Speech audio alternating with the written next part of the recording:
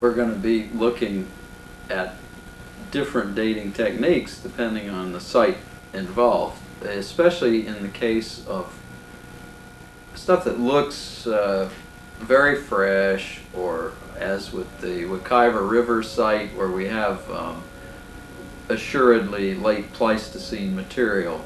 The method is undoubtedly carbon-14.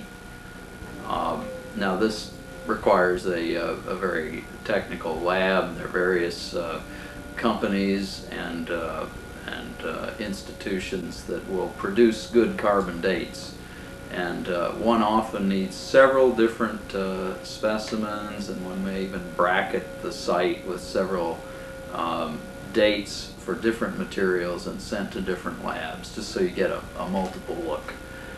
The carbon dating simply relies on radioactive decay of carbon-14 and the ratio of carbon-14 to ordinary carbon-12, and the half-life of 7,000 plus years gives a read on how old that carbon was when it was last alive.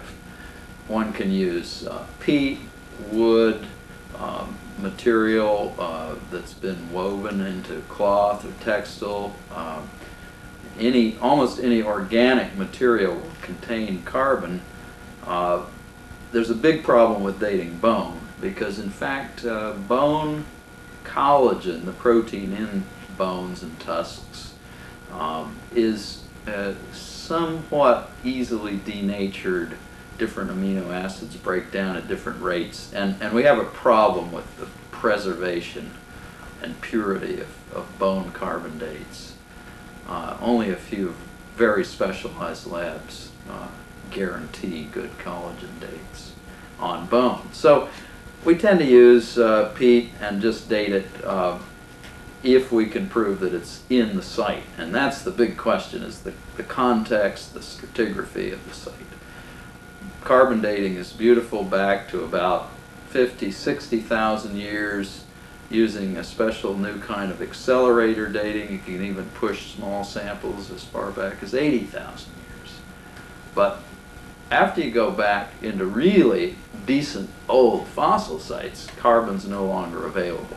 100,000, 500,000, the beginning of the ice ages at 2 million. Then you're beyond carbon and you have to think of other tricks. And there are a number of either radiometric, radioactive decay methods, not carbon but something with longer half-life. For example, potassium, a common mineral, especially volcanic rocks containing potassium.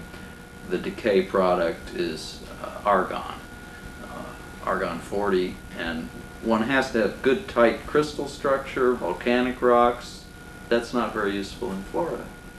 So we have to look for a number of other tricks, including non-radiometric methods. It's a really interesting problem. The ordinary process of discovery in the field is typically a long shot, an adventure, a lot of work just to find something. And sometimes it's easy to forget that that's just the beginning, and that the serious work is post-discovery. Tedious, detailed, careful techniques during the excavation are critical. And that's why certainly we recommend here at the museum that the trained professional staff is needed after an initial apparently important discovery, and why in the Wekiva site it's been a very nice case of initial discovery followed immediately by consultation and cooperation with the museum group, leading to, I think, a relatively careful excavation, and one where we can trust the site integrity and some detailed stratigraphy. Likewise, carbon samples were taken intact in the sediments adjacent to the tusks and other parts of the fossil mammals. So without going into a lot of detail, each site is a little different. One wants to do very careful three-dimensional mapping, some kind of grid coordinates horizontally, and some sort of vertical control is very important. Essentially, each different layer or stratum may represent a different chapter in history, a change of environments, and so on. So careful vertical layer mapping is absolutely crucial. When we bring material in, typically we think of it as either large material or small material. Now those are obviously arbitrary categories, but many people don't realize how important bulk samples are, partly because they carry a lot of other information about sediments, possible environments, things like pollen, but also for the vertebrate fossils that are intact in microscopic and sub-visual scale, where if you don't run it through screens, dry it, and then look in a microscope, you just don't see the material. Little rodents, bats, lizards, snakes, birds, all of those, fishes in many cases. The smaller vertebrates may tell us more about the environment, more about the age.